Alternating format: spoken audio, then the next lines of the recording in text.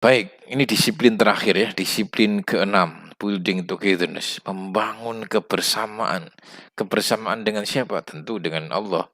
Semakin dekat kita, tentu sensitivitas kita, radar kita juga semakin terpantau. Sehingga ketika kita harus mengambil keputusan-keputusan yang penting mengenai hidup kita atau keputusan yang membahayakan, itu ada penolongnya.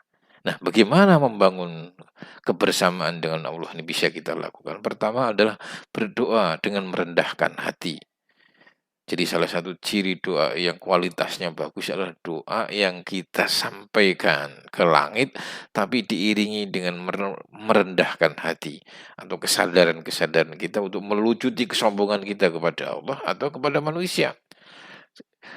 Jadi para nabi itu doanya selalu diiringi dengan merendahkan hati, ya. Jadi, "Ya Allah, aku adalah orang yang zolim kepada Kamu. Engkau Maha Suci." Jadi dikasih pujian-pujian semacam itu, dan saya kira ini sering diajarkan kepada kita ya. Intinya tadi itu, merendahkan, jangan sampai kita memaksa atau mendikte Allah untuk harus memuluskan maksud kita. Nah, itu namanya bukan merendahkan hati, menyombongkan hati ya. Jadi dengan berdoa yang diiringi dengan kerendahan hati itu akan mengundang kedekatan. Yang kedua adalah bertawakal. Apa maksud tawakal di sini? Tawakal itu bukan memasrahkan urusan kepada Allah. Kalau memasrahkan saja namanya melempar tanggung jawab. Wong kita disuruh berjuang malah kita melempar tanggung jawab. Tawakal di sini adalah kita mengaktifkan pikiran, tangan, mata, kaki dan seluruh anggota badan untuk berusaha, namun hati kita bergantung kepada Allah. Jadi tawakal ini urusan hati. Nah, karena urusan hati maka, tangan dan pikiran ini punya fungsi sendiri-sendiri. Nah, tawakal, kenapa? "Faman yatawakkal 'ala Allah fahuwa hasbuh." Hidupnya akan diatur. Karena hidup kita diatur dari radar hidayah tadi, maka secara otomatis, intuisi-intuisi kita juga tunduk kepada cahayanya. Jadi ini berkah dari kebersamaan. Yang ketiga adalah membangun kedekatan secara eksklusif, secara khusus. Bagaimana caranya?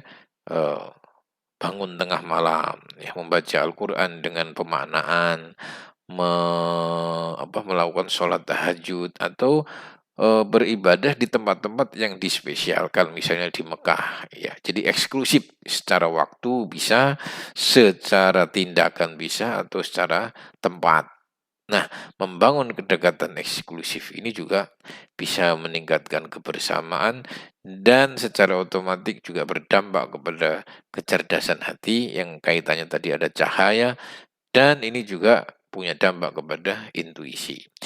Selanjutnya adalah berkomitmen kuat dalam berakidah. Misalnya orang berprinsip, eee, kuat berpegang prinsip dia. Nah, apa, hadiahnya dalam tanda kutip, hadiah dari langit kepada orang yang berpegang teguh pada prinsip-prinsip moral dan spiritual adalah dia dikasih rasa aman, eee, rasa aman dan tenang dari ancaman rasa takut.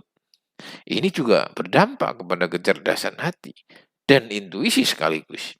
Yang kedua adalah berkontribusi kepada kehidupan orang lain melalui sejumlah kegiatan.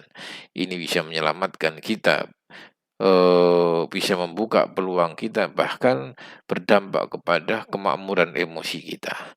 Nah, 5 hal inilah yang bisa kita lakukan untuk membangun kedekatan dengan kekuatan langit atau kebersamaan dengan Allah yang nanti terkait dengan kualitas kecerdasan hati kita.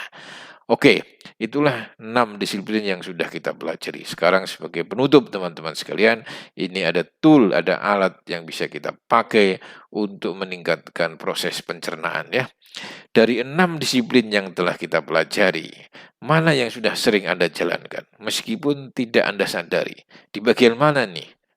Dan apa dampaknya? Dikembalikan lagi kepada pengalaman pribadi. Supaya apa? Supaya kita bisa menandai, oh berarti saya sudah melakukan ini. Oh yang belum saya lakukan tuh ini. Yang kedua, mana yang sangat mungkin akan Anda jalankan karena menurut Anda pas dengan keadaan Anda.